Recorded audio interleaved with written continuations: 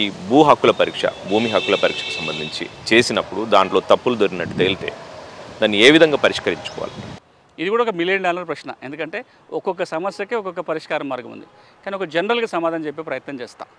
General సమాధానం ఏంటంటే, మీ సమస్య కనుక భూమి రికార్డులో జరిగిన తప్పులకు సంబంధించి అయినట్లయితే రెవెన్యూ యంత్రాంగాన్ని ఆశ్రయించవచ్చు. అది ఆర్డీఓ కావచ్చు, జాయింట్ కలెక్టర్ లేదా అడిషనల్ కలెక్టర్కి అధికారాలు ఉన్నాయి, రికార్డులు సవరణ చేయవచ్చు.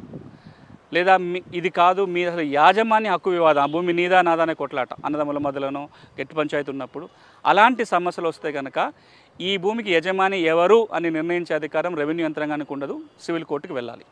మూడోది, నా భూమి మీరు ఆక్రమించేసుకున్నారు, లేదా నా భూమిలోకి మీరు వచ్చే ప్రయత్నం చేస్తున్నారు, మీరు నా భూమిలో రాకుండా ఆపుకోవాలన్నా లేదా నా కబ్జా గురైన భూమిని తిరిగి తెచ్చుకోవాలన్నా రెవెన్యూలు ఏం చేయడానికి ఉండదు, సివిల్ కోర్టుకు వెళ్ళాలి. ఇది రెండోది. మూడోది, ఒకవేళ మీ భూమి కనుక అసైన్మెంట్ భూమి అయినట్లయితే అది ఏ రకమైన సమస్య అయినా రెవెన్యూ యంత్రంగా పరిష్కరించవచ్చు. ఆ భూమికి మీద కాదా అని కూడా తేలవచ్చు.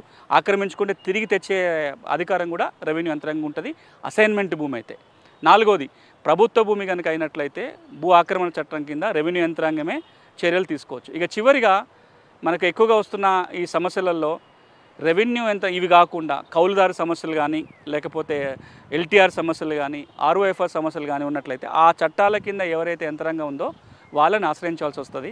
కానీ నేను చాలా పైపైన సమాధానం చెప్పిన, ఎందుకంటే లోతుగా వెళ్ళాలంటే ఆంధ్ర తెలంగాణలో కలిపి 200 రకాల భూమి సమస్యలు ఉన్నాయి. ఒక్కొక్క సమస్యకి ఒక్కొక్క రకంగా పరిష్కార మార్గాలు ఉన్నాయి.